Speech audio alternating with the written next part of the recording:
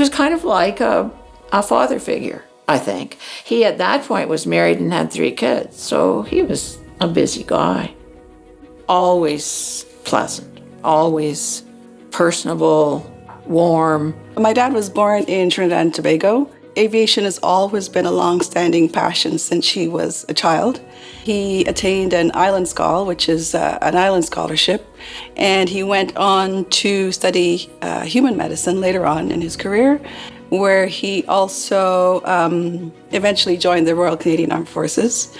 And at that point, he was able to realize a childhood dream, which was to learn how to fly jets and to get his wings as a military doctor. And he attained the rank of flight surgeon, which is very rare, which is a doctor who flies. Now, setting gender, age, and place of birth aside, we had overlap in our experiences in education. Each of us studied at the University of Western Ontario, now known as Western. Before he graduated as a medical doctor, he was a veterinarian, and I had studied veterinary courses as an undergraduate before coming to Western. I worked for an organization called Youth Culture. The producer of our podcast put me in contact with Laureate, and I talked with her for a little bit. I think it was just like a little bit mind-blowing, all of the things that he had done. Dr. Blizzard has a lot of experience in aviation medicine, and I became a flight surgeon as well in 2011. And he did some work with Transport Canada on fatigue, which is what I'm actually working on right now as part of a NATO task group. I understand that a lot of the work that he did initially has influenced the way we look at aviation medicine from a human factors perspective. Looking at his history, there were a lot of parallels between his experiences, both as an immigrant coming to Canada, as well as his academic endeavors over the years. The more I read about his story, the more it kind of made me reflect on my experiences over the last 25 years in the military. So in 1978, my father was involved in something called Operation Magnet, where the Canadian government was volunteered to fly out to the Hai Hong, which is a Vietnamese boat, was stranded off of the coast of Malaysia. He was the first Canadian doctor to be on site. He was very proud of that. And he was involved in making sure that a number of people were able to come to Canada. Dr. Blizzard did some pioneering work on fatigue and crew resource management, those sorts of things. And that work created the foundation for us to actually continue to build in fatigue science and look at how we actually approach fatigue for aircrew.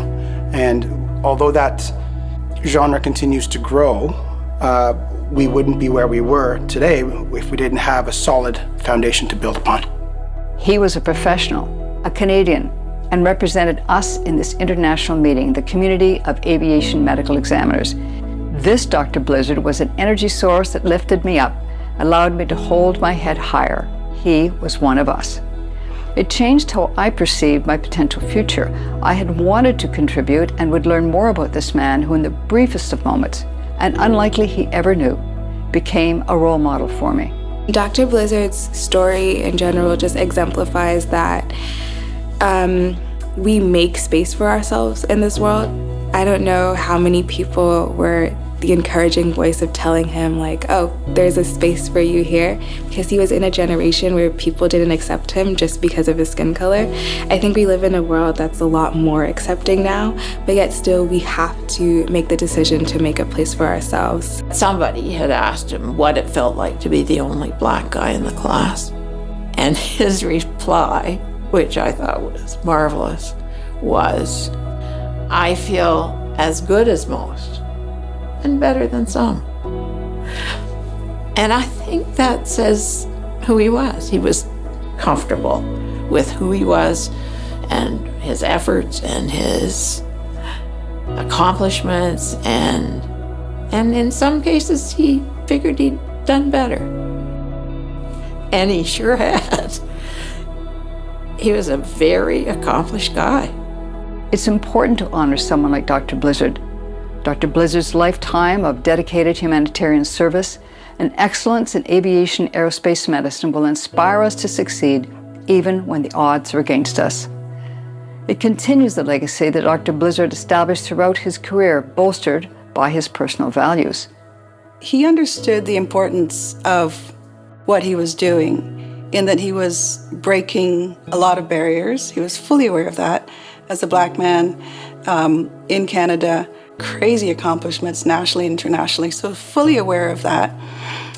And because he had attended to people's, for example, in the ER, sewing up people who were injured or bleeding or whatever, he would come home to us and say, we all bleed the same color. We're not limited by someone else's perception of who we are. Physician, pilot, and decorated peacekeeper, Canadian Medical Hall of Fame laureate, Dr. Stephen Blizzard.